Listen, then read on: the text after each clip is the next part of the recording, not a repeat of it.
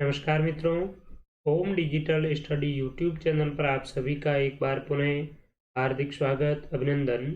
इस सेशन में हम राजस्थान कर्मचारी चयन बोर्ड के द्वारा विभिन्न प्रतियोगी परीक्षाओं में पूछे गए सामान्य हिंदी व्याकरण के प्रश्नों का डिस्कस कर रहे हैं और आज के इस वीडियो में हम एलडीसी एग्जाम 2018 के पेपर का डिस्कस करेंगे।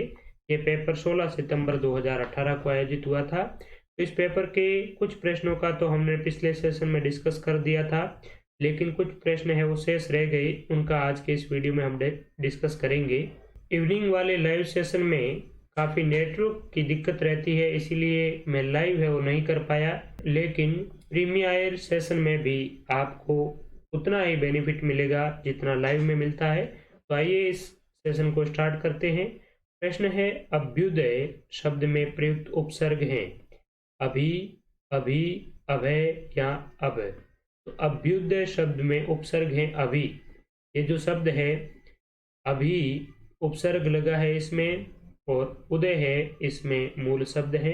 अभी और उदय से अभ्युदय बनता है। यहाँ पर आप देखिए, ई जब भी को हम छोड़कर अलग करेंगे तो यहाँ पर भय हलंत और ई हो जाएगा।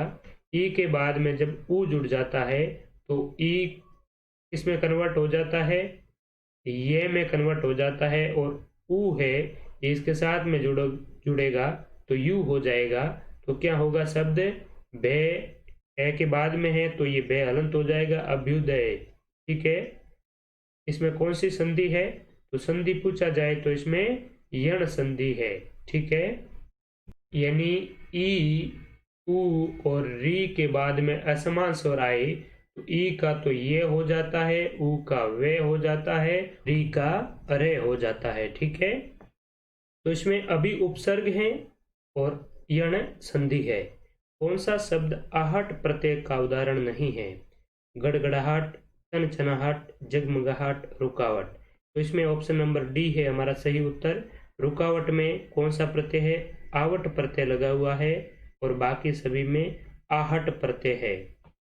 प्रायोगिक शब्द में प्रयुक्त प्रत्यय हैं इक, गिक, ईक या के। तो प्रायोगिक जो शब्द है इसमें मूल शब्द क्या है, प्रयोग। प्रत्यय कौन सा लगा है, इक। इक प्रत्यय के लगने से किसी भी शब्द का जो शुरुआती अक्षर है, अगर ए है तो वो किस में कन्वर्ट हो जाएगा, आ में। ऊ है तो वो आऊ में हो जाएगा। ई है तो वो आई में हो जाएगा। तो ये बात आप ध्यान में रखें। तो यहाँ पर ए है प्रे, यानी कि प्रे में क्या है, ए जुड़ा हुआ है तो प्रे का क्या हो जाएगा, प्रा। और गे में ई जुड़ेगा तो घी हो जाएगा, और के लास्ट में है ई, तो यहाँ पर क्या हो जाएगा, प्रायोगिक। प्रयोग से बना है ये प्रायोगिक। प्रत्यय कौन सा लगा है, इक प्रत्यय। ईक कोई भी प्रत्यय नहीं होता है, ध्यान में रखें।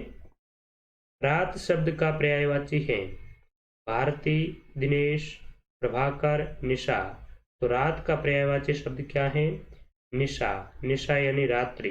ठीक है, इसके अलावा भी रात के बहुत से पर्यायवाची शब्द है। तमा, यानी कि तम का मतलब होता है अंधकार, अंधकार को करने वाली तमा। विभावरी,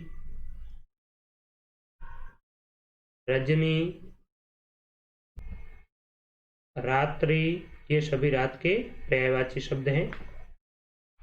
किरण शब्द का पर्यायवाची है, पर्यायवाची नहीं है, रशीम, मरीचि, अंशु और गिरवाण। तो गिरवाण है ये किरण का पर्यायवाची नहीं है, तो ये किसका पर्यायवाची है, तो गिरवाण है ये देवता का पर्यायवाची है, देवता, सुर। ठीक है, किसका है, गिरवाण, देवता का। किरण का रशीम, मरीचि, अंशु, कर, रुचि, रोचि इत्यादि पर्याय है। चपल का विलोम है महान, स्थावर, गंभीर और अचल। चपल का विलोम हो जाएगा गंभीर। ठीक है, महान का विलोम क्या होगा, तो महान का होगा तुच्छ। स्थावर का विलोम हो जाएगा जंगम, और अचल का विलोम है चल। तेजस्वी का विलोम है मेधावी, निस्तेज, कुशल, कुरूप। तो तेजस्वी का हो जाएगा निस्तेज, इसमें तेज ही नहीं है, तेज रहित निस्तेज। मेधावी का मतलब होता है बुद्धिमान, ब्रिलियंट कह सकते हैं हम। और इसका विलोम अगर देखा जाए तो बुद्धिहीन भी कह सकते हैं। कुशल का विलोम हो जाएगा अकुशल। और कुरूप का विलोम आप सभी को पता होगा सुरूप, अच्छा रूप वाला, या सुंदर भी इसका विलोम है, हम बता सकते हैं। सारंग का अनेकार्थक शब्द है। ये प्रश्न बहुत ही महत्वपूर्ण है, बहुत ही अच्छा और स्तरीय प्रश्न है। चंद्रमा, भौरा, रत्ती क्रीड़ा, चाबुक। चंद्रमा, भौरा, हाथी, कोयल।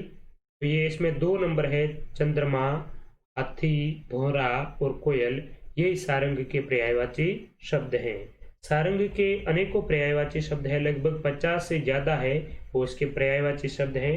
लेकिन कुछ ऐसे महत्वपूर्ण पर्याय है इसके जिन्हें आपको अच्छी तरीके से ध्यान में रखना चाहिए। तो 4 तो ये है ही, इसके अलावा सिंह, मोर, चातक, बादल, वस्त्र, वृक्ष, आभूषण, घोड़ा, मेंढक और सर्प। ये भी किसके पर्याय है? इसी सारंग के पर्याय है। अनेकार्थक आप देखिए, चंद्रमा, हाथी, भौरा, कोयल, सिंह, मोर, चातक, बादल, वस्त्र, वृक्ष, आभूषण, घोड़ा, मेंढक और सर्प। ठीक है। अनेकार्थक क्या होते हैं? यानी कि एक ही शब्द के बहुत सारे अर्थ होते हैं, तो उसे हम अनेकार्थक कहते हैं। ठीक है। किसी के पास रखी हुई दूसरी की वस्तु वाक्यांश के लिए शब्द है। ध्रुव, धरोहर, धरणी, धीवर।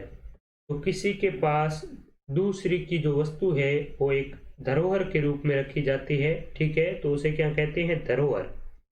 दूसरे के, किसी के पास रखी हुई दूसरे की वस्तु है, धरोहर कहलाती है। ध्रुव, ध्रुव एक तारे के लिए प्रयोग में किया जाता है। दृढ़ और अटल व्यक्ति के संदर्भ में भी इसका प्रयोग करते हैं। धरणी किसका पर्याय है? धरती का। धरती, वसुंधरा, धरणी, ठीक है, धरणी के पर्याय है। धीवर किसका पर्याय है? तो धीवर है मछुआरा, मछली को पकड़ने वाले को धीवर कहते हैं। किसी टूटी फूटी इमारत या बस्ती का बचा हुआ अंश वाक्यांश के लिए सार्थक शब्द है।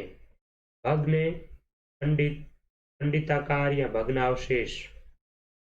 तो भग्न अवशेष यानी कि टूटी फूटी इमारत का जो बचा हुआ अंश है उसे क्या कहते हैं? भग्नावशेष। एक पंथ दो काज मुहावरे का उचित अर्थ है। एक साथ दो दो दोष, समय पर कार्य करना, एक प्रयत्न से 2 काम हो जाना।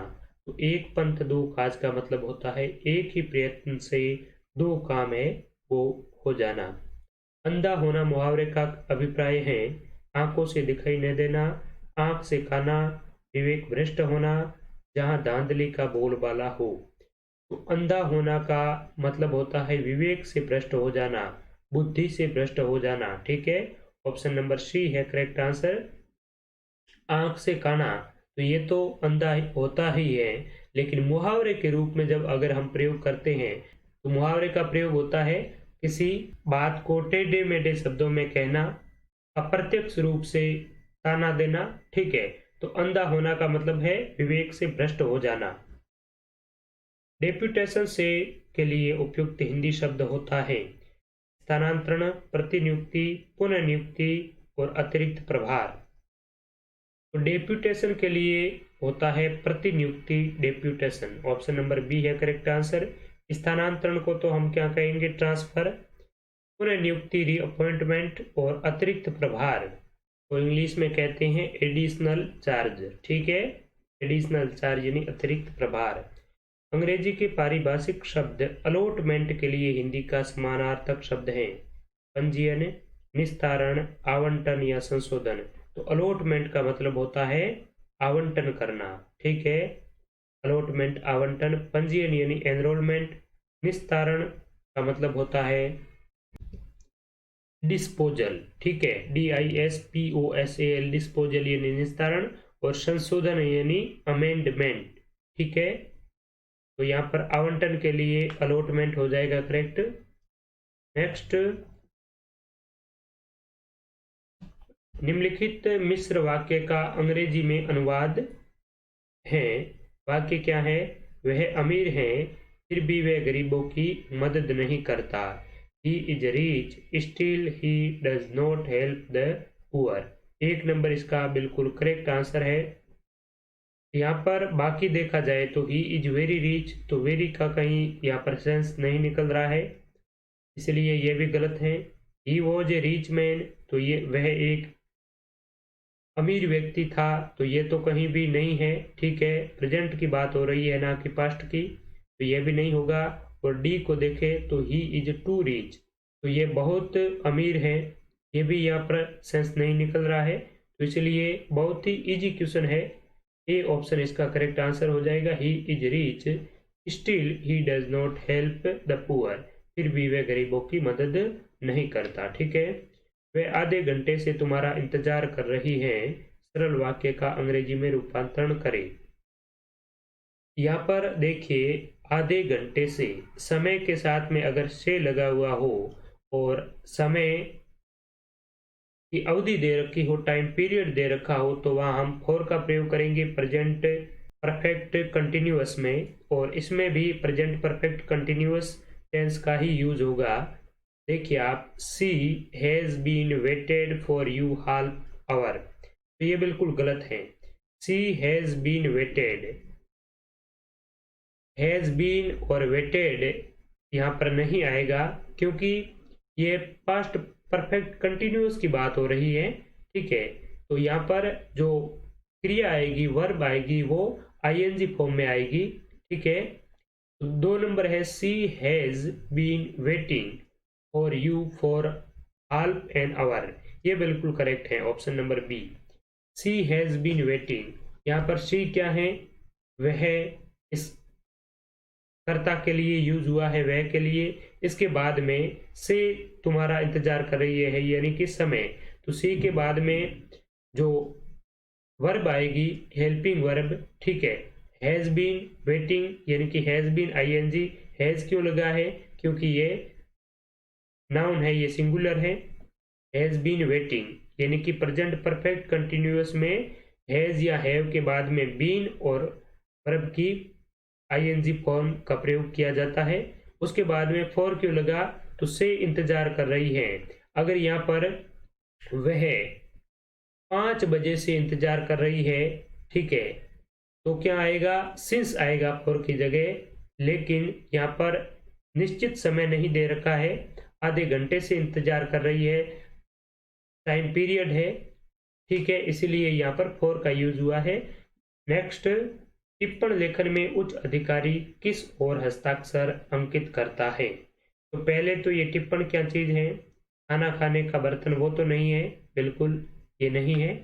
टिप्पण को इंग्लिश में कहते हैं मिनट्स, इसे कार्यव्रत भी कह सकते हैं हम।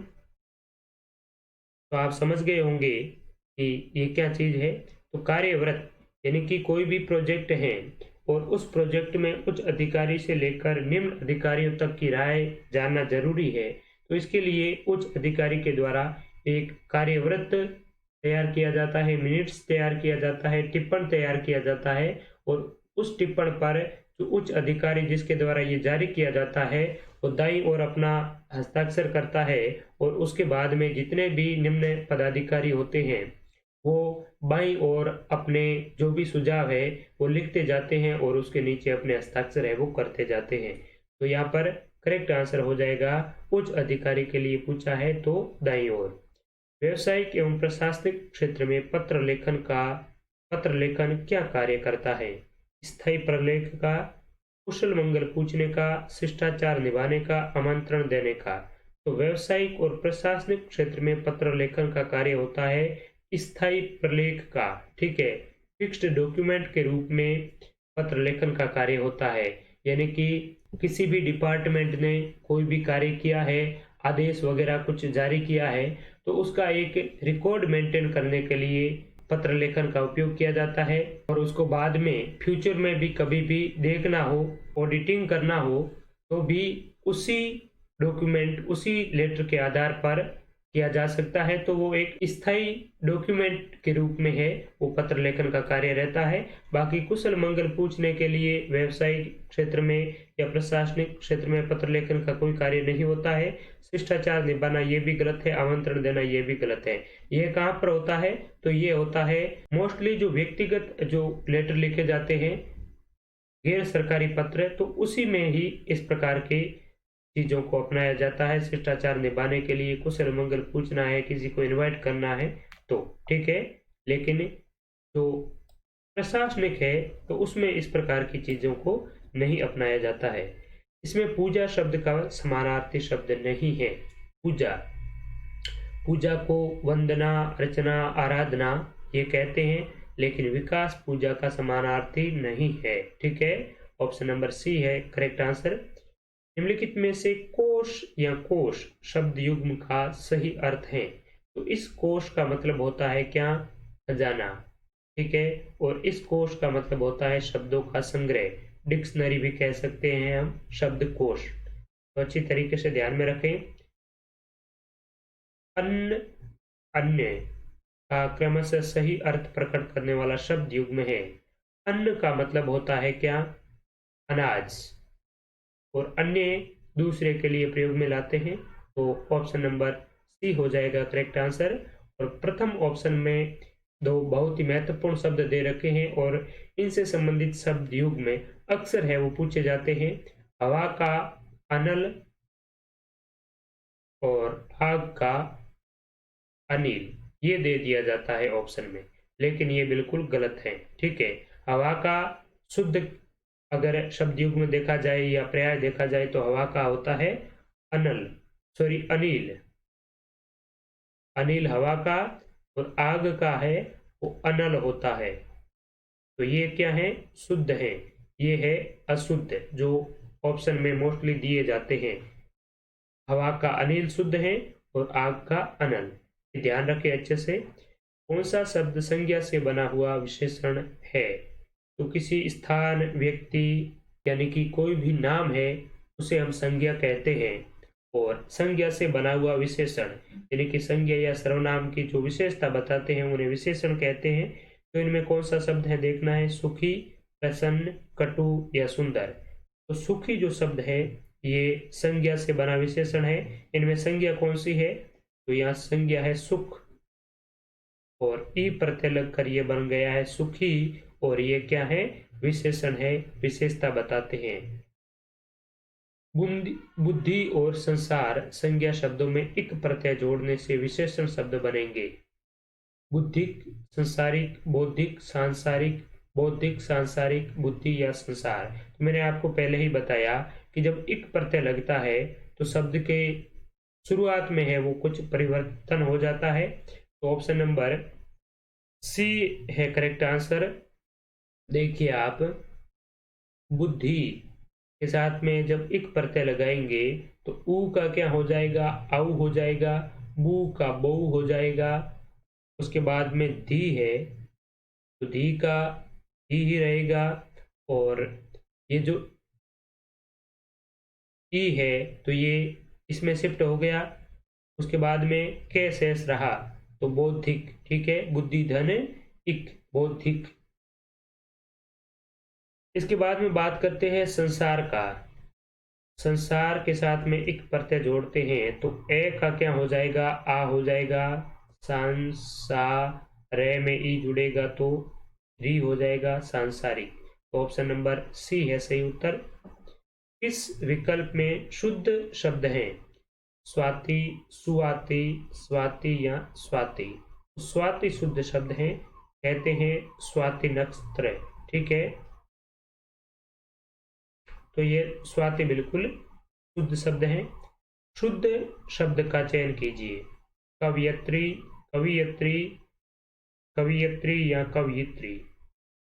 तो हमें मोस्टली कवि लिखते हैं और उसके बाद में कवियत्री कर देते हैं, ये बिल्कुल गलत है। ठीक है, शुद्ध क्या होगा? कवियत्री।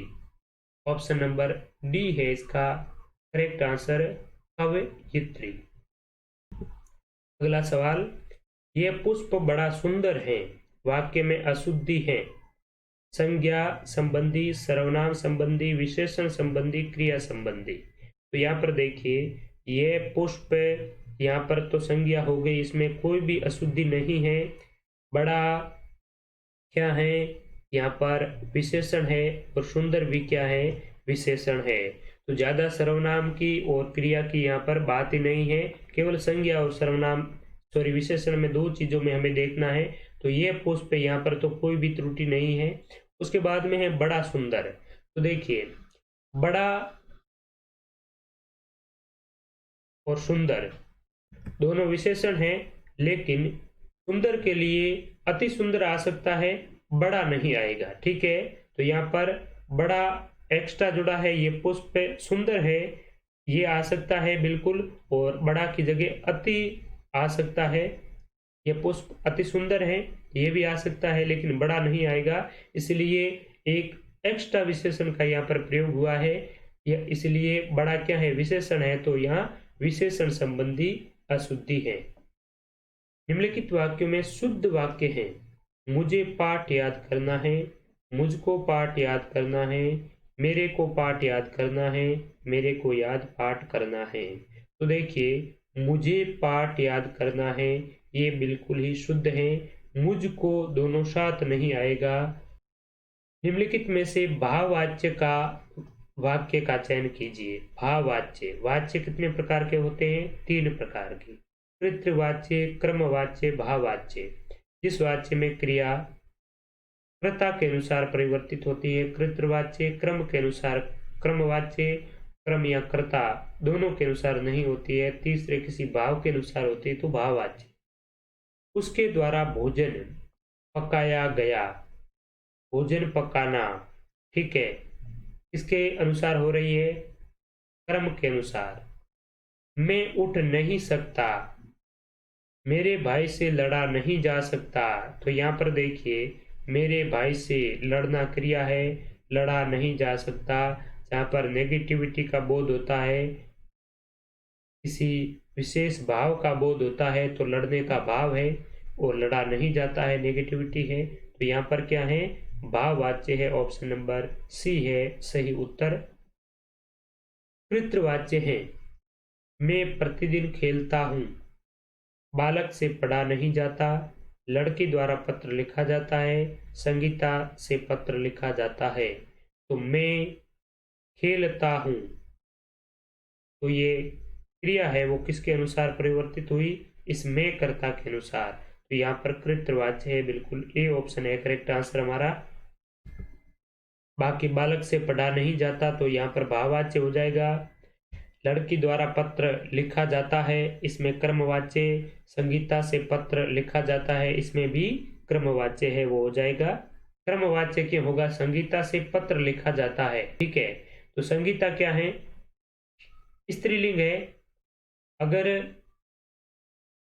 संगीता के अनुसार क्रिया चेंज होती, तो क्या क्रिया में लिखा के स्थान पर क्या आता?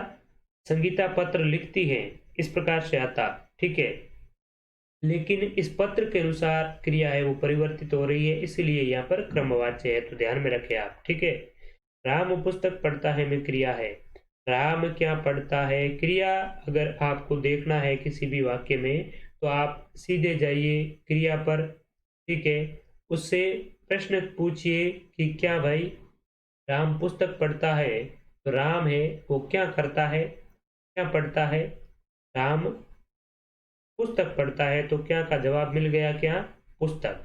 तो यहाँ पर कौन सी क्रिया हो गई? कर्म प्रधान है, यानी कि सकर्मक क्रिया। अगर क्रिया से क्या लगाकर प्रश्न करे और उसका जवाब मिल जाए, तो वहां पर सकर्मक क्रिया है, ठीक है। डाकिया चिट्ठी लाया, वाक्य में क्रिया का कौन सा भेद प्रयुक्त हुआ है? सकर्मक, अकर्मक, पूर्वकालिक, प्रेरणार्थक। डाकिया चिट्ठी लाया, डाकिया क्या लाया? चिट्ठी। कौन सी क्रिया हो गई? सकर्मक क्रिया। जवाब मिल रहा है तो बिल्कुल सकर्मक हो जाएगी सही उत्तर। बहुत ही इजी पेपर है ये। ज्योति का विलोमार्थी शब्द है अंधकार, अंधेरा, तम और कालिमा। तो यहाँ पर काफी स्टूडेंट्स कंफ्यूज होकर अंधकार है वो कराते हैं। ठीक है, आप में से भी काफी ने अंधकार किया होगा अभी। लेकिन यहाँ पर देखिए आप, ये तत्सम शब्द हैं। जिस प्रकार का आगे वाला शब्द दे रखा हुआ होता है विलोम शब्द में, उसी प्रकार के हमें विलोम को भी उसी कैटेगरी वाले शब्द के साथ में जोड़ना होता है। तो यहाँ पर ज्योति है, ये शुद्ध संस्कृत का शब्द है, तत्सम शब्द है। तो ज्योति के लिए हम विलोमार्थी है इसी कैटेगरी का चुनेंगे तो विलोम क्या हो जाएगा? तम हो जाएगा। जैसे अंधकार, अंधेरा, तम, ये सभी अंधकार के ही पर्यायवाची है। ठीक है, ज्योति के ही विपरीतार्थक है। लेकिन यहाँ पर जो सबसे अच्छा है, हमें सबसे सटीक चुनना होता है आंसर में। तो यहाँ पर सबसे सटीक है वो है तम। ठीक है, ये ध्यान में रखें। अंधेरा का विलोम कहेंगे तो हम बता देंगे उजियारा, उजाला। अंधकार का प्रकाश बता देंगे। दाता का विलोम शब्द है त्राता, उदार, सूम या प्रज्ञ। तो दाता का विलोम हो जाएगा सूम, सूम के दाता। सूम यानी कृपण, कंजूस, दाता का दान, वीर, उदार। ठीक है, उदार का विलोम शब्द अगर देखा जाए तो उदार का हो जाएगा अनुदार। ठीक है, प्रज्ञ, प्रज्ञ का मतलब क्या होता है? पंडित, ज्ञानी, बुद्धि वाला। ठीक है, त्राता का मतलब क्या होता है? तो त्राता का मतलब होता है रक्षक, रक्षा करने वाला। ठीक है, ये आपको पूछ सकते हैं इसका अर्थ भी, तो ध्यान में रखें। त्राता यानी रक्षा करने वाला। विरंची शब्द किसका पर्यायवाची है? बहुत ही मोस्ट इंपॉर्टेंट है। विरंची काफी बार पूछा गया है। ब्रह्मा, शिव जी, नारद और विष्णु जी।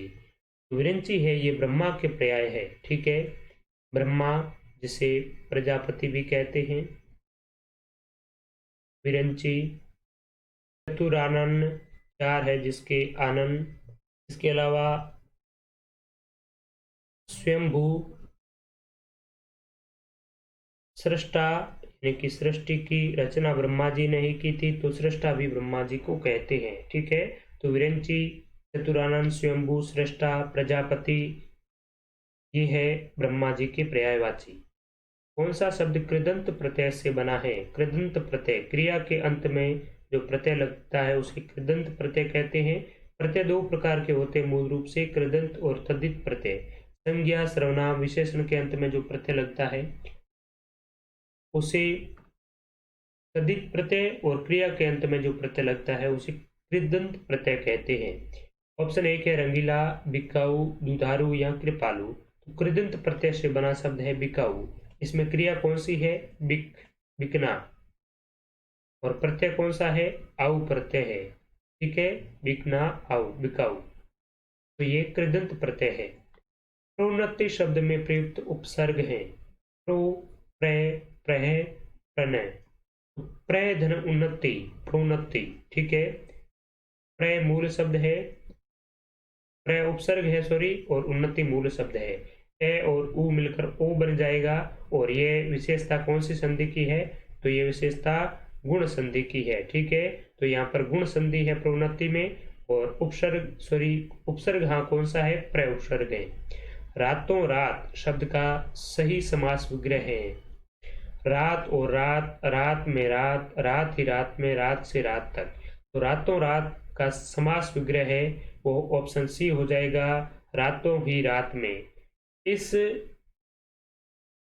पेपर में मैं आपको एक सवाल देता हूं, आपको उसका जवाब कमेंट बॉक्स में देना है कि रातों ही रात में, इसमें समास कौन सा है? समास विग्रह तो आपने कर दिया, समास कौन सा है रातों ही रात में, ये आप कमेंट करके बताएं। व्याकरण में संधि का अर्थ है दो शब्दों का मेल, दो पदों का मेल, प्रथम पद के अंतिम तथा द्वितीय पद के प्रथम वर्ण में मेल, वर्ण तथा शब्द का मेल। तो दो शब्दों के मेल से संधि नहीं होती है, दो शब्दों का तो किसी भी शब्द का हम मेल कर सकते हैं, तो वो तो क्या होगा, संयोग हो जाएगा। लेकिन प्रथम पद के अंतिम तथा द्वितीय पद के प्रथम वर्ण में मेल, जैसे कि शब्द है राकेश, ठीक है, इसको अगर संधि विच्छेद इसका करेंगे तो क्या होगा, राका धन ईश। राका यानी रात्रि का स्वामी कौन है, चंद्रमा। तो देखिए आप, राका ये जो प्रथम पद है इसका जो अंतिम वर्ण है, अंतिम कौन सा है, का है, और द्वितीय पद कौन सा है, ईश है, इसका प्रथम वर्ण।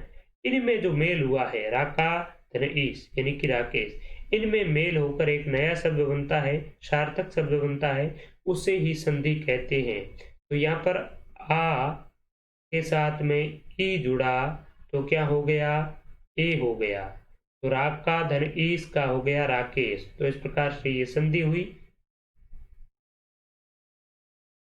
कौन सी संधि हुई, गुण संधि हुई। तो प्रथम पद के अंतिम और द्वितीय पद के प्रथम वर्ण में जो मेल होता है उसे ही संधि के रूप में हम जानते हैं, ठीक है। अगला सवाल, आत्मानंद शब्द का सही संधि विच्छेद है। आत्मा प्लस आनंद, आत्म प्लस आनंद, आत्मन आनंद, आत्मा प्लस आनंद। तो आत्मानंद में आत्मा प्लस आनंद भी संधि विच्छेद है और आत्म प्लस आनंद भी संधि विच्छेद है, क्योंकि दोनों का ही अर्थ है वो निकल आता है। आत्मा प्लस आनंद यानी कि आत्मा का आनंद, आत्म प्लस आनंद यानी आत्म यानी खुद का, अपने का आनंद, आत्मानंद। तो इसलिए इस सवाल को बोर्ड ने है वो डिलीट किया है, ठीक है। दोनों ही ऑप्शन इसमें दे रखे हैं। नेक्स्ट है, पूर्व में प्रेषित पत्र की याद दिलाने के लिए भेजा जाने वाला पत्र कहलाता है। कोई पहले लेटर भेज दिया, उस पर विचार भी नहीं किया, तो क्या किया, फिर उस विभाग ने उन्हें दोबारा उनको लेटर भेजा, और उस लेटर को किस नाम से जानते हैं, पत्री पत्र। तो पत्री पत्र तो कोई होता ही नहीं है, परिपत्र होता है। अनुस्मारक, निविदा और विज्ञप्ति। तो अनुस्मारक बिल्कुल ही करेक्ट आंसर है इसमें जो पूर्व में कोई भी पत्र प्रेषित किया जाता है, उसका रिप्लाई नहीं मिलता है, तो उसे याद दिलाने के लिए जो दोबारा पत्र भेजा जाता है उसे कहते हैं अनुस्मारक। रिमाइंडर भी इंग्लिश में इसे कहते हैं। परिपत्र क्या चीज होती है, तो परिपत्र एक हेड डिपार्टमेंट के द्वारा, जैसे कि माध्यमिक शिक्षा बोर्ड है, ठीक है, आरबीएससी हेड डिपार्टमेंट है राजस्थान में माध्यमिक शिक्षा का। तो इसके द्वारा जितनी भी गवर्नमेंट की स्कूलें हैं, उन स्कूलों में जो भी सूचना भेजी जाती है, जो भी आदेश भेजे जाते हैं, ऑर्डर भेजे जाते हैं, तो उन्हें ही परिपत्र कहते हैं।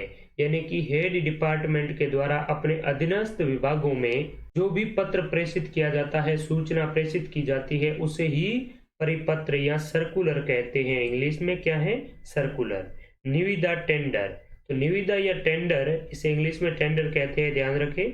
तो टेंडर का यूज कब किया जाता है, जब सरकारी या गैर सरकारी संस्थाओं में किसी भी सामान की खरीदारी करनी हो या फिर कोई भी सामान पड़ा है उसकी नीलामी करनी हो, तभी निविदा या टेंडर है वो भेजा जाता है, प्रकाशित करवाया जाता है समाचार पत्रों में, ताकि आम जन तक उसकी सूचना पहुंच सके और उस चीज को अगर बेचना हो तो अच्छी कीमत में बेच पाए और खरीदना हो तो भी सस्ती कीमत में खरीद पाए, क्योंकि उनमें रेट लिस्ट लिखी होती है कि हमें ये सामान चाहिए और ये सामान इतने इतने रुपए तक अगर कोई देने को तैयार है तो वो संपर्क करे।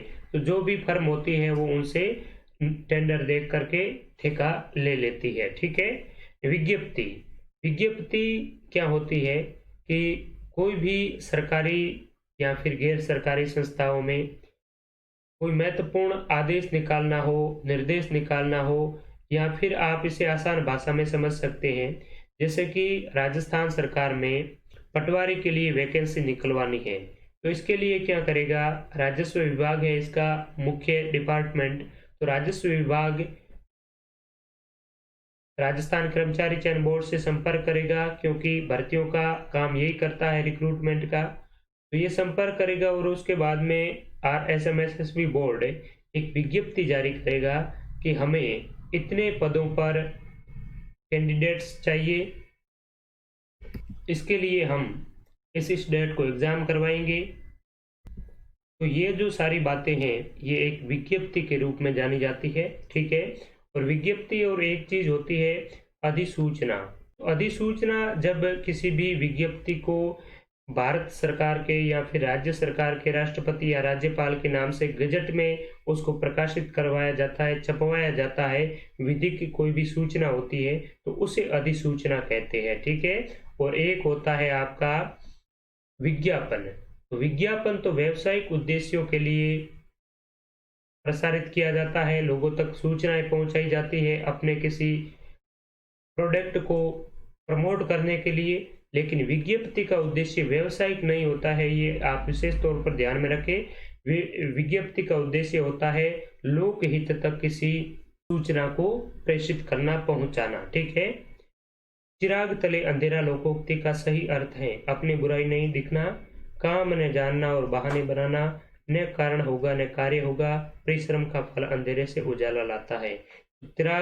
चिराग तले अंधेरे का मतलब होता है अपनी बुराई नहीं दिखना, ठीक है। खुद की बुराई नहीं दिखती है तो क्या कहते हैं, चिराग तले अंधेरा। वेद प्लस उक्त का सही संधि रूप होगा वेदोक्त, वेदुक्त, वेद उक्त, वेदोक्त। तो वेद प्लस उक्त का सही संधि रूप है वेदोक्त है, ए और उ मिलकर ओ बन जाता है वेदोक्त। वेद प्लस उक्त कौन सी संधि है, गुण संधि। समानाधिकरण तत्पुरुष समास के नाम से जाना जाता है। तो मित्रों तत्पुरुष समास है, इनके दो भेद है, द्विगु और क्रमधारय। समानाधिकरण तत्पुरुष समास के रूप में कौन सा जाना जाता है, तो क्रमधारय तत्पुरुष समास है वो समानाधिकरण तत्पुरुष के नाम से जाना जाता है। पद की प्रधानता के आधार पर समास को कितने भागों में बांटा गया है, 4। सामान्यतः पूछे जाए समास कितने होते हैं, 6, ठीक है। देखिए पद प्रधान, प्रथम पद जिसमें प्रधान होता है उसे अव्ययी भाव समास कहते हैं, जिसमें द्वितीय पद प्रधान होता है उसे तत्पुरुष समास कहते हैं। क्रमधारय में भी द्वितीय पद प्रधान होता है और द्विगु में भी द्वितीय पद प्रधान होता है, इसीलिए द्विगु और क्रमधारय तत्पुरुष के उपभेद माने गए हैं।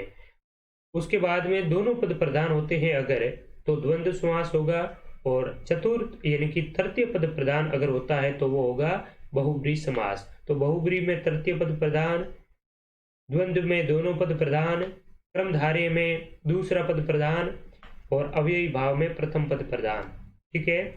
नेक्स्ट है किस शब्द में सु उपसर्ग का प्रयोग नहीं हुआ है, सुकांत, सुनार, सुशील, सुमन।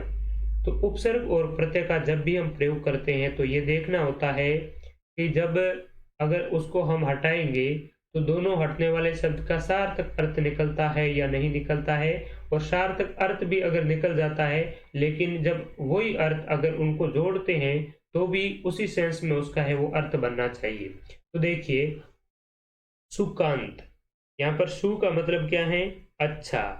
कांत, कांत विशेष तौर पर पति के लिए या प्रेमी के लिए शब्द का यूज किया जाता है कांत। तो अच्छा कांत, सुकांत, जैसे कहते हैं सुकांत वातावरण, यानी कि बहुत ही अच्छा सुख देने वाला वातावरण। लेकिन वो शब्द किसके लिए आता है, सुखांत के लिए। सुखांत, यहाँ पर सुख है प्लस अंत, लेकिन ये क्या है, सुकांत है। तो सुख, सु प्लस कांत यानी अच्छा पति यानी अच्छे प्रेमी के लिए शब्द का है वो उपयोग किया जाता है, ना कि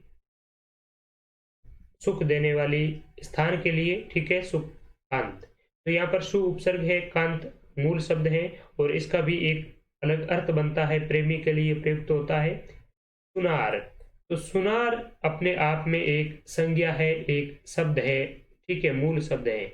अगर इसको हम अलग करेंगे सुनार, तो क्या होगा, कोई सार्थक शब्द इसका नहीं निकल रहा है। इस जो सुनार का जो शब्द अर्थ निकल रहा है वो इसका अर्थ नहीं निकल रहा है। ठीक है, ऐसे आप कहेंगे कि सु का मतलब होता है अच्छा और नार का मतलब होता है स्त्री, तो अच्छी नारी।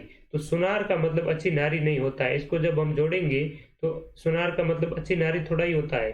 तो यहाँ पर ये बिल्कुल गलत है, इसका इसमें सु उपसर्ग है वो प्रयुक्त नहीं हुआ है। सुशील, शील का मतलब होता है चरित्र, कैरेक्टर। अच्छा जिसका चरित्र हो सुशील कहते हैं। सुशील दोनों को अलग करते हैं तो एक ही अर्थ निकलता है। सुमन, सुमन अच्छा मन वाला, सहृदय वाला। ठीक है, तो यहाँ पर सुमन का भी सार्थक अर्थ निकल रहा है, इसीलिए प्रत्यय और उपसर्ग को लगाने या तोड़ने पर आपको एक सार्थक अर्थ भी निकलना चाहिए, तभी वो सही होंगे। धन्यवाद मित्रों, इस सेशन में बस इतना ही। नेक्स्ट सेशन में फिर मिलेंगे, तब तक के लिए शुक्रिया, नमस्कार। वीडियो पसंद आए तो इसे लाइक करें और अपने मित्रों के साथ में शेयर अवश्य करें। धन्यवाद।